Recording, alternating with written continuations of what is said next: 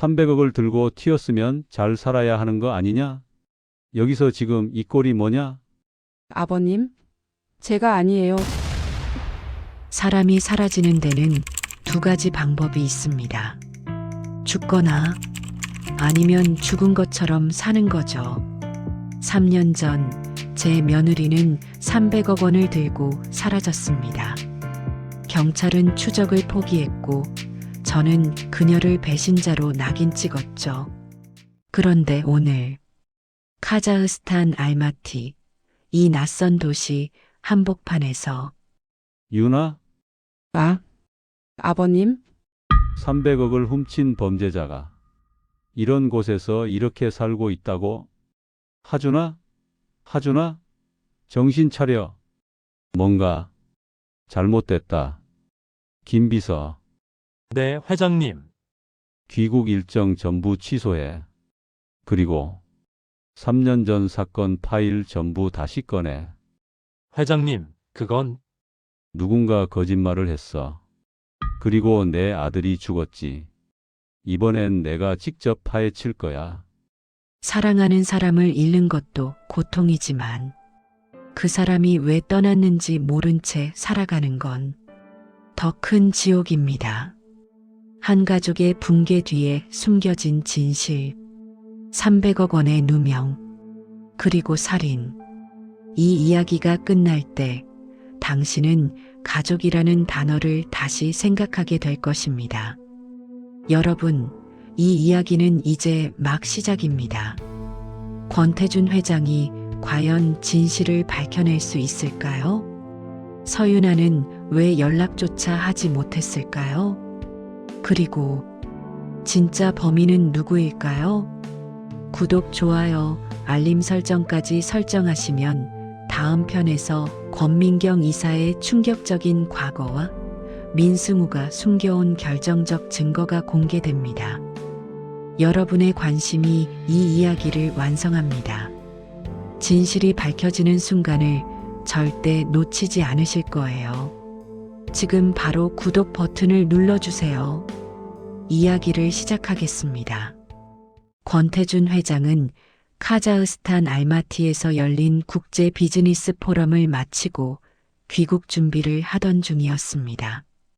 김 비서가 예약해둔 공항 근처 호텔로 가는 길, 현지 가이드가 추천한 교민 식당에 들르기로 했죠. 한국 음식이 그리웠던 건 아닙니다. 그저 시간을 때우기 위한 선택이었을 뿐입니다. 알마티 외곽, 낡은 간판이 삐걱거리는 소리와 함께 식당 문을 열었습니다. 기름 냄새와 김치찌개 끓는 냄새가 뒤섞인 공기가 코를 찔렀습니다. 손님은 몇 명 되지 않았고 구석 테이블에 앉은 권 회장은 습관적으로 주변을 살폈습니다. 30년 넘게 기업을 경영하며 체득한 관찰력이었죠. 그때 주방에서 여자 한 명이 묵직한 냄비를 들고 나왔습니다. 산발한 머리, 낡은 앞치마, 기름때 묻은 손. 평범한 식당 종업원처럼 보였지만 권 회장의 눈이 그녀의 옆 얼굴을 스쳤을 때 심장이 한 박자 건너뛰었습니다. 저 걸음걸이, 저 어깨선, 저 귓볼의 작은 점. 3년 전 마지막으로 봤던 며느리 서윤아였습니다. 아니, 그럴 리 없습니다. 서윤아는 300억 원을 횡령하고 도주한 범죄자입니다. 경찰은 그녀가 스위스나 동남아시아 어딘가에서 호화로운 삶을 살고 있을 거라 추정했습니다. 이런 곳에 있을 리 없었죠. 하지만 권 회장의 본능은 거짓말을 하지 않았습니다. 그는 천천히 일어나 주방 쪽으로 걸어갔습니다. 여자는 싱크대에서 설거지를 하고 있었습니다. 거칠게 트인 손, 깨진 손톱, 팔뚝의 화상 자국. 이건 며칠 만에 생긴 게 아니었습니다. 최소 몇 달, 아니 몇 년은 이런 일을 해온 흔적이었습니다. 유나? 권 회장의 목소리는 그 자신도 놀랄 만큼 떨렸습니다. 여자가 깜짝 놀라 뒤를 돌아봤습니다. 그 순간 시간이 멈춘 것 같았습니다. 한때 단아하고 우아했던 며느리의 얼굴은 온데간데 없었습니다. 깊은 다크서클, 야윈 볼, 생기 잃은 눈동자. 하지만 그녀였습니다. 틀림없이 서윤아였습니다. 아, 아버님? 서윤아는 손에 들고 있던 접시를 떨어뜨릴 뻔했습니다. 그녀의 눈에는 공포와 안도감이 동시에 떠올랐습니다. 입술이 파르르 떨렸고 곧 눈물이 볼을 타고 흘러내렸습니다. 권 회장은 아무 말도 할 수 없었습니다. 머릿속이 하얘졌습니다. 300억 원을 횡령한 여자가 왜 이런 곳에서 설거지를 하고 있습니까? 왜 연락 한 통 하지 않았습니까? 대체 무슨 일이 있었던 겁니까? 식당 주인이 나타나 서윤아에게 뭐라 소리쳤습니다. 손님 앞에서 울기는. 권 회장은 즉시 주인에게 다가가 정중하게 말했습니다. 제 가족입니다. 잠시 대화 좀 나눠도 되겠습니까? 주인은 의아한 표정을 지었지만 고개를 끄덕였습니다. 권 회장은 서윤아를 식당 뒤편 작은 창고로 데려갔습니다. 그곳에는 쌀포대와 양파 상자가 쌓여 있었고 구석에는 낡은 이불이 깔린 작은 공간이 있었습니다. 그리고 그 위에는 아이가 누워 있었습니다. 하준이었습니다. 권 회장의 손자, 죽은 아들 서준의 유일한 혈육. 아이는 창백한 얼굴로 힘겹게 숨을 쉬고 있었습니다. 이마에는 땀이 맺혀 있었고 입술은 바싹 말라 있었습니다. 8살 아이의 몸은 영양실조로 뼈만 앙상했습니다. 권 회장의 가슴이 무너져 내렸습니다. 이게 대체 무슨 일입니까? 그의 목소리는 분노와 슬픔으로 갈라졌습니다. 서윤아는 무릎을 꿇고 울음을 터뜨렸습니다. 아버님, 저는 정말 아무것도 하지 않았어요. 믿어주세요. 제발 믿어주세요. 권 회장은 김 비서를 불렀습니다. 15분 뒤 김 비서가 검은 벤츠를 몰고 식당 뒤편에 도착했습니다. 권 회장은 단호하게 지시했습니다. 귀국 일정 전부 취소하고 이 모자를 안전한 곳으로 옮겨. 그리고 3년 전 사건 파일 처음부터 끝까지 전부 다시 조사해. 김 비서는 놀란 표정으로 서윤아를 봤지만 이내 고개를 숙였습니다. 알겠습니다, 회장님. 하주는 즉시 알마티 시내의 한국인 의사가 운영하는 병원으로 이송되었고 서윤아는 권 회장이 예약한 호텔 스위트룸에 머물게 되었습니다. 그날 밤 권 회장은 호텔 창가에 서서 알마티의 야경을 내려다봤습니다.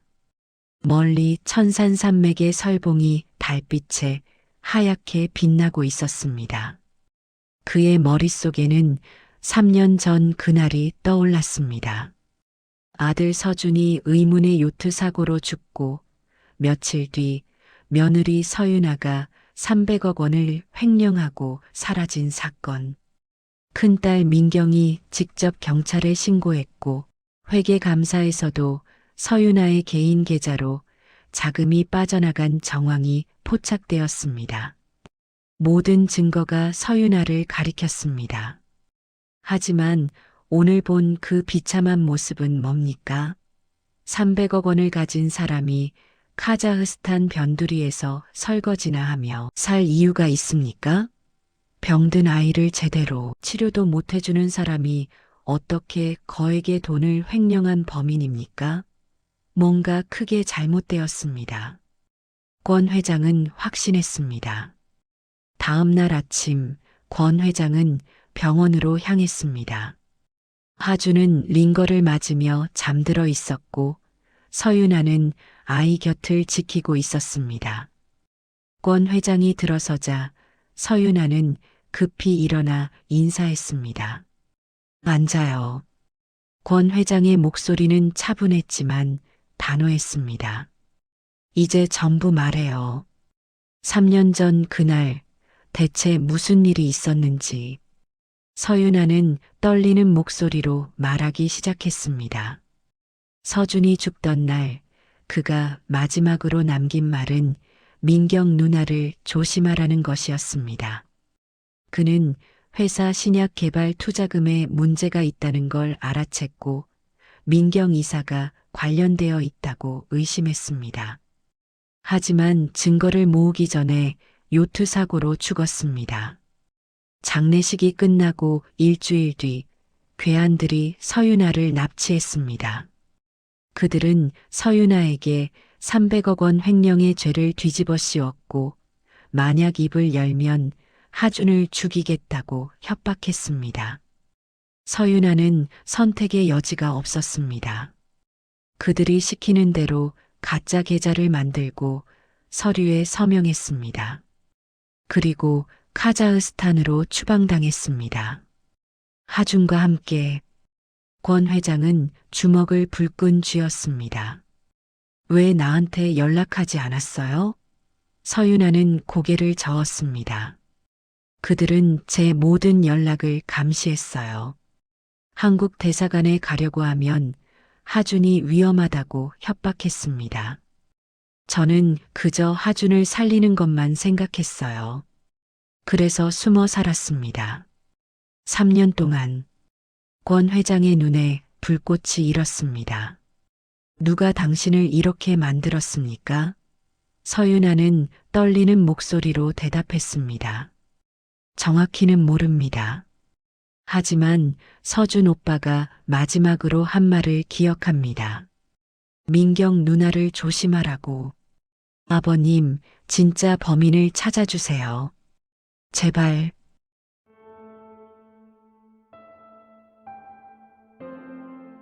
권태준 회장은 서윤아와 하준을 한국으로 데려왔습니다. 하지만 공항이 아닌 부산항을 통해 극비리에 입국시켰습니다. 만약 진짜 범인이 서윤아의 귀국 사실을 알면 또다시 위험에 처할 수 있었기 때문입니다. 김 비서는 경기도 외곽의 한적한 펜션을 임대했고 그곳에 모자를 은신시켰습니다. 24시간 경호원을 배치했고 하준은 집으로 의사를 불러 치료를 받았습니다. 권 회장은 회사로 돌아왔지만 평소와 다름없이 행동했습니다. 이사회에 참석하고 계약서에 서명하고 직원들과 회의를 했습니다. 하지만 그의 머릿속은 오직 한 가지 생각뿐이었습니다. 3년 전 그날 대체 무슨 일이 있었는가? 아들 서준은 정말 사고로 죽은 것인가? 김 비서는 은밀하게 움직였습니다. 먼저 3년 전 경찰 수사 기록을 입수했습니다. 공식적으로는 접근할 수 없는 자료였지만 김 비서에게는 30년 넘게 쌓아온 인맥이 있었습니다. 서류를 검토하던 김 비서의 눈이 멈췄습니다. 서윤아의 횡령 혐의를 뒷받침하는 증거가 너무 완벽했습니다. 너무 완벽해서 오히려 의심스러울 정도였습니다. 계좌 추적 기록을 보니 300억 원이 서윤아 명의의 해외 계좌로 송금된 것으로 나와 있었습니다. 하지만 김 비서가 직접 은행에 확인한 결과 그 계좌는 실제로 존재하지 않았습니다. 아니, 정확히는 한 달 동안만 존재했다가 폐쇄되었습니다. 누군가 일부러 만들어서 돈을 빼돌린 뒤 흔적을 지운 겁니다. 김 비서는 더 깊이 파고들었습니다. 송금 경로를 역추적하자 놀라운 사실이 드러났습니다. 돈은 서윤아의 계좌를 거쳤지만 최종 목적지는 케이맨 제도에 등록된 유령 회사였습니다. 그 회사의 실소유주는 숨겨져 있었지만 설립 시기가 묘하게도 권민경 이사가 해외 출장을 다녀온 직후였습니다. 권 회장은 김 비서의 보고를 듣고 책상을 내리쳤습니다. 민경이가 관련되어 있다는 말인가? 김 비서는 조심스럽게 대답했습니다. 아직 확실한 증거는 없습니다. 하지만 정황상 의심스러운 점이 너무 많습니다. 권 회장은 깊은 한숨을 내쉬었습니다. 자신의 친딸을 의심해야 한다는 현실이 그를 짓눌렀습니다. 다음으로 권 회장은 서준의 죽음을 재조사하기로 했습니다. 공식 보고서에는 요트 조종 미숙으로 인한 사고사로 기록되어 있었습니다. 하지만 서준은 10년 넘게 요트를 몰던 숙련된 선원이었습니다. 그가 그런 초보적인 실수를 할 리 없었습니다. 김 비서는 당시 사고 현장을 조사했던 해경 조사관을 찾아갔습니다. 이미 퇴직한 그 조사관은 소주잔을 기울이며 말했습니다. 그때 뭔가 이상했어요. 요트에서 발견된 흔적들이 사고가 아니라 인위적인 충격으로 보였거든요. 하지만 윗선에서 빨리 사고로 결론 내리라는 압력이 있었습니다. 김 비서는 누구의 압력이었냐고 물었지만 조사관은 고개를 저었습니다. 모릅니다. 하지만 큰 힘이 작용했던 건 분명합니다. 권 회장은 서준의 휴대폰 기록도 조회했습니다. 통신사에 남아있는 백업 데이터를 확인한 결과 사고 당일 오전 서준은 누군가와 30분 넘게 통화했습니다. 상대방은 권민경이었습니다. 통화 내용은 알 수 없었지만 통화 직후 서준은 급히 요트를 타고 바다로 나갔습니다. 마치 누군가를 만나러 가는 것처럼. 김 비서는 더 충격적인 사실을 발견했습니다. 사고 당일 권민경 이사도 같은 해역에 있었습니다. 그녀의 신용카드 사용 내역을 보니 인근 마리나에서 개인 보트를 대여한 기록이 있었습니다. 하지만 경찰 조사에서 이 부분은 전혀 언급되지 않았습니다. 누군가 의도적으로 숨긴 겁니다. 권 회장은 밤마다 잠을 이룰 수 없었습니다. 자신의 딸이 아들을 죽였을 가능성, 며느리에게 누명을 씌우고 손자를 죽음 직전까지 몰아넣었을 가능성, 그 생각만으로도 가슴이 찢어지는 것 같았습니다. 하지만 그는 진실을 알아야 했습니다. 아무리 고통스러워도 김 비서는 코스모스 테크의 재무 기록도 샅샅이 뒤졌습니다. 3년 전 신약 개발 프로젝트에 투자된 300억 원의 흐름을 추적했습니다. 공식 장부에는 연구개발비로 지출된 것으로 나와 있었지만 실제로는 대부분이 유령 회사들로 빠져나갔습니다. 그리고 그 유령 회사들은 모두 권민경 이사와 연결되어 있었습니다. 더 놀라운 건 그 돈이 신약 개발이 아니라 권민경의 개인 부동산 투자와 해외 비자금 조성에 사용되었다는 사실이었습니다. 서준 본부장이 이 사실을 알아챘고 누나인 민경 이사를 추궁하려 했을 겁니다. 그리고 그 결과가 죽음이었습니다. 권 회장은 회장실에서 서울 야경을 내려다봤습니다. 30년 전 아무것도 없던 그가 맨손으로 일궈낸 이 회사. 하지만 그 과정에서 가족을 제대로 돌보지 못했습니다. 아내가 세상을 떠난 후 더욱 일에만 매달렸고 아이들은 방치되었습니다. 민경은 아버지의 사랑과 인정을 받기 위해 필사적으로 노력했지만 권 회장은 항상 동생 서준만 칭찬했습니다. 그 질투와 분노가 결국 이런 끔찍한 결과를 낳은 걸까요? 김 비서가 회장실 문을 두드렸습니다. 회장님, 결정적인 증거를 찾지 못했습니다. 모든 정황은 권민경 이사를 가리키지만 법정에서 통할 만한 물증이 없습니다. 권 회장은 고개를 끄덕였습니다. 그는 이미 예상했습니다. 민경은 영리한 사람입니다. 모든 흔적을 철저히 지웠을 겁니다. 그때 권 회장의 휴대폰이 울렸습니다. 발신자는 외손자 민승우였습니다. 고등학교를 졸업하고 대학에 다니는 20살 청년. 할아버지께 꼭 드릴 말씀이 있습니다. 민승우의 목소리는 떨리고 있었습니다. 3년 전 그날 제가 본 것들을 더 이상 숨길 수 없습니다. 권 회장의 심장이 쿵 내려앉았습니다. 승우야, 대체 무슨 말이냐? 민승우는 흐느끼듯 대답했습니다. 할아버지, 엄마가 삼촌을 죽였어요. 그리고 작은 엄마에게 모든 걸 뒤집어 씌웠어요. 저는 전부 다 봤습니다. 전부 다 녹음했습니다. 권 회장은 전화기를 떨어뜨릴 뻔했습니다. 마침내 진실을 밝힐 열쇠가 나타난 겁니다.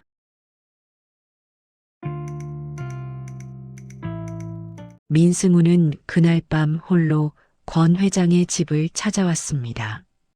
20살 청년의 얼굴은 창백했고 손은 멈추지 않고 떨렸습니다. 그는 가방에서 작은 USB 하나를 꺼냈습니다. 할아버지, 이 안에 모든 진실이 담겨 있습니다.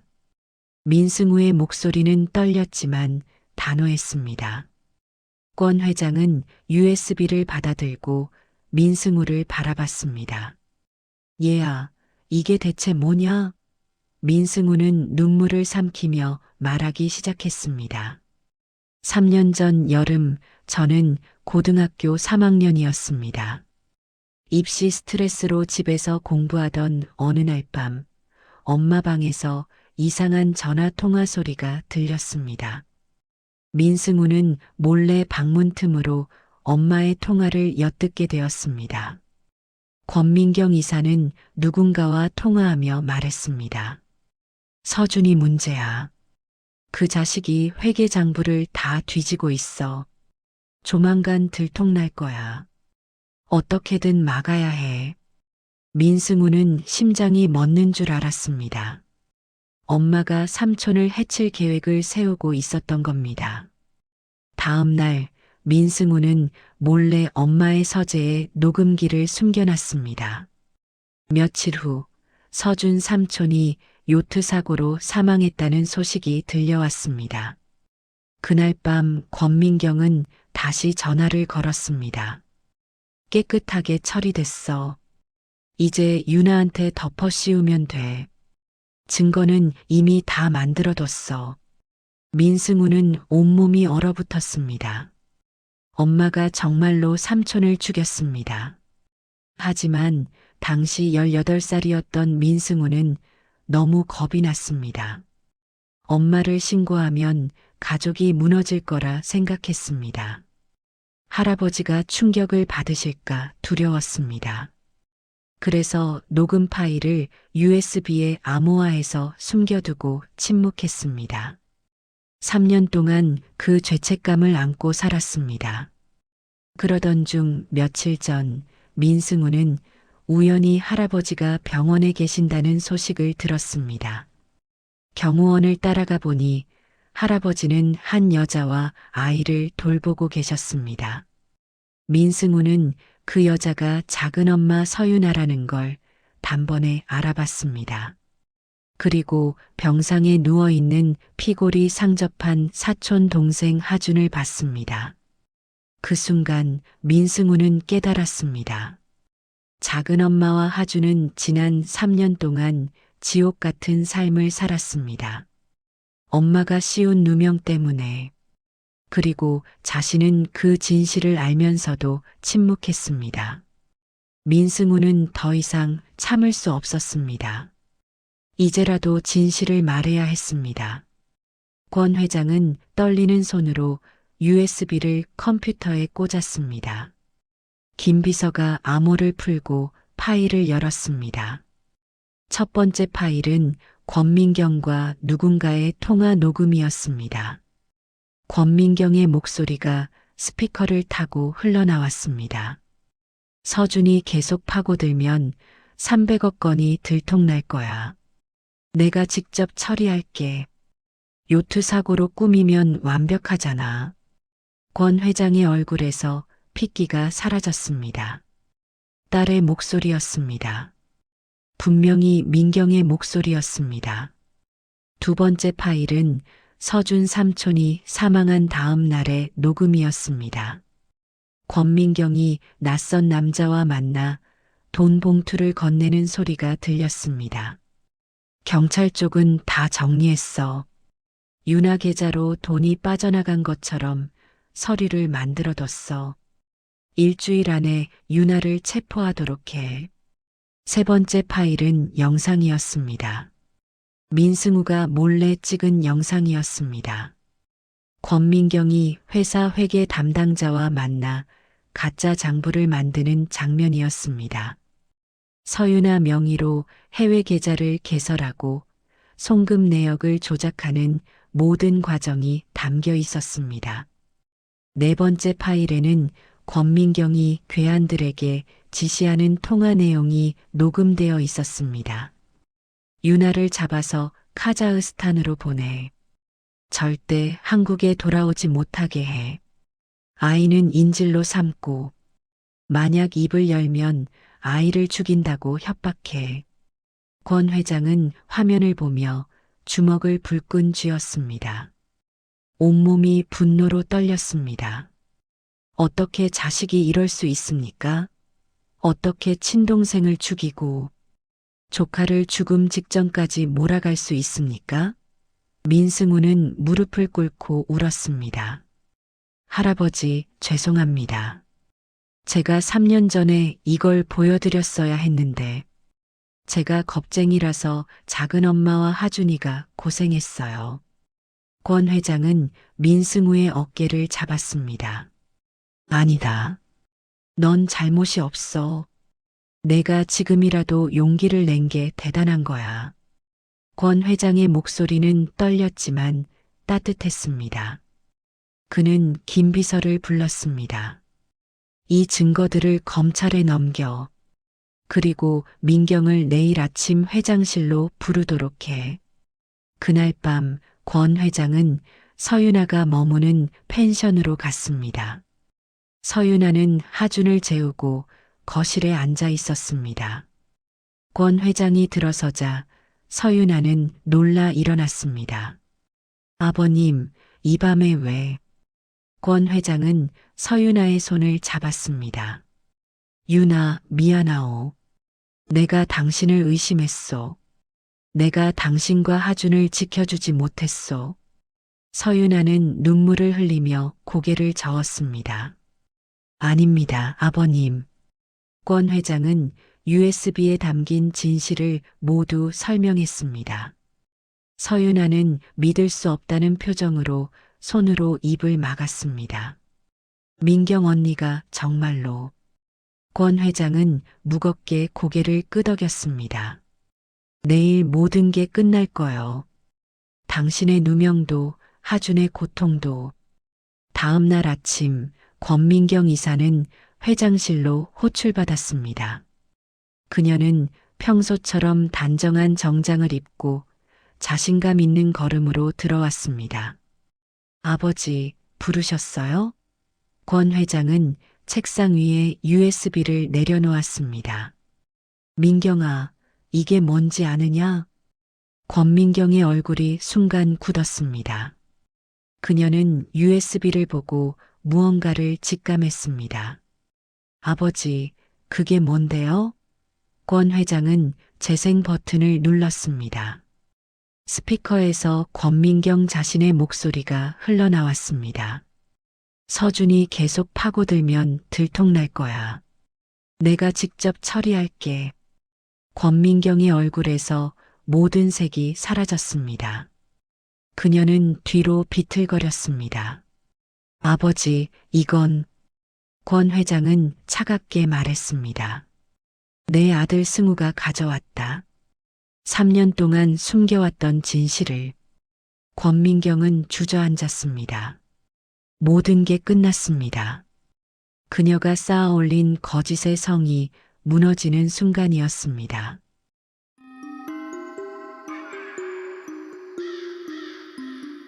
권민경은 바닥에 주저앉아 말을 잇지 못했습니다. 그녀의 눈에서 눈물이 흘러내렸지만 그것이 참회의 눈물인지 발각된 것에 대한 분노의 눈물인지 알 수 없었습니다. 권 회장은 딸을 내려다보며 물었습니다. 왜 그랬느냐? 왜 내 친동생을 죽였느냐? 권민경은 떨리는 목소리로 대답했습니다. 아버지는 항상 서준만 예뻐하셨잖아요. 저는 아무리 노력해도 아버지 눈에 들지 못했어요. 회사 실적을 올려도 새로운 계약을 따와도 아버지는 늘 서준이 더 잘했다고 하셨죠. 저는 평생 아버지의 인정을 받고 싶었어요. 하지만 서준이 살아있는 한 불가능했어요. 권 회장은 주먹을 쥐었습니다. 그래서 동생을 죽였단 말이냐? 내 인정을 받기 위해? 권민경은 고개를 들었습니다. 그것뿐이 아니에요. 서준이 제가 회사 자금을 빼돌린 걸 알아챘어요. 신약 개발 명목으로 투자받은 300억 원을 제가 다른 곳에 썼다는 걸요. 그가 아버지께 보고하면 저는 끝이었어요. 감옥에 가야 했어요. 권 회장은 참담한 표정을 지었습니다. 그래서 서준을 죽이고 유나에게 누명을 씌웠구나. 어떻게 그럴 수 있느냐? 유나와 하준은 너에게 무슨 죄가 있느냐? 권민경은 비웃듯 말했습니다. 유나는 완벽한 희생양이었어요. 서준과 결혼해서 회사 내부 정보에 접근할 수 있었고 증거를 조작하기 쉬웠죠. 게다가 아버지도 유나를 그렇게 신뢰하지 않으셨잖아요. 권 회장은 딸의 말에 가슴이 무너졌습니다. 자신이 며느리를 충분히 신뢰하지 않았던 것이 이런 비극을 키운 겁니까? 그는 목소리를 낮추며 물었습니다. 하준은 어린아이를 카자흐스탄으로 보낸 이유는 뭐냐? 권민경은 차갑게 대답했습니다. 유나를 통제하기 위해서요. 아이가 인질이 되면 유나는 절대 입을 열지 못할 테니까요. 그 순간 회장실 문이 열렸습니다. 서윤아가 들어왔습니다. 그녀는 권민경을 노려보며 말했습니다. 언니, 아니 권민경 이사님. 당신이 저와 하준에게 한 일을 알고 있나요? 3년 동안 우리가 어떻게 살았는지 아세요? 서윤아의 목소리는 떨렸지만 분노로 가득했습니다. 권민경은 서윤아를 쳐다보지도 못했습니다. 서윤아는 계속 말했습니다. 하준은 폐렴으로 죽을 뻔했어요. 약을 살 돈조차 없어서 아이가 열흘 넘게 고열에 시달렸어요. 저는 하루에 16시간씩 일했어요. 설거지하고 청소하고 쓰레기를 날랐어요. 당신이 훔친 300억 원이면 얼마나 많은 사람들을 도울 수 있었을까요? 당신의 조카를 살릴 수 있었을까요? 권민경은 고개를 떨구고 아무 말도 하지 못했습니다. 그때 문이 다시 열리고 민승우가 들어왔습니다. 민승우는 어머니를 보며 말했습니다. 엄마, 저는 엄마를 사랑해요. 하지만 엄마가 한 일을 용서할 수 없어요. 삼촌은 좋은 사람이었어요. 작은 엄마와 하준도 아무 잘못이 없어요. 엄마는 벌을 받아야 해요. 권민경은 아들을 보며 눈물을 흘렸습니다. 승우야, 엄마가 미안하다. 하지만 엄마도 어쩔 수 없었어. 민승우는 고개를 저었습니다. 아니에요, 엄마. 엄마는 선택할 수 있었어요. 하지만 엄마는 욕심을 선택했어요. 권 회장은 경찰에 전화를 걸었습니다. 30분 후 형사들이 회장실로 들이닥쳤습니다. 권민경은 살인교사, 횡령, 증거인멸, 감금 혐의로 체포되었습니다. 수갑이 채워지는 순간 그녀는 마지막으로 아버지를 돌아봤습니다. 아버지, 저도 아버지의 딸이었는데 왜 저는 사랑받지 못했을까요? 권 회장은 대답하지 못했습니다. 그저 눈물만 흘렸습니다. 경찰 조사 결과 권민경과 공모한 회계 담당자, 경찰 내부 협력자, 그리고 서윤아를 카자흐스탄으로 추방한 조직원들이 모두 검거되었습니다. 언론은 연일 이 사건을 대서특필했습니다. 재벌 기업의 추악한 가족사가 만천하에 드러난 겁니다. 재판은 6개월 동안 진행되었습니다. 민승우가 제공한 녹음 파일과 영상 증거는 결정적이었습니다. 권민경은 1심에서 살인교사 및 횡령 혐의로 징역 25년을 선고받았습니다. 그녀는 항소했지만 기각되었습니다. 공범들도 모두 실형을 받았습니다. 서윤아의 누명은 완전히 벗겨졌습니다.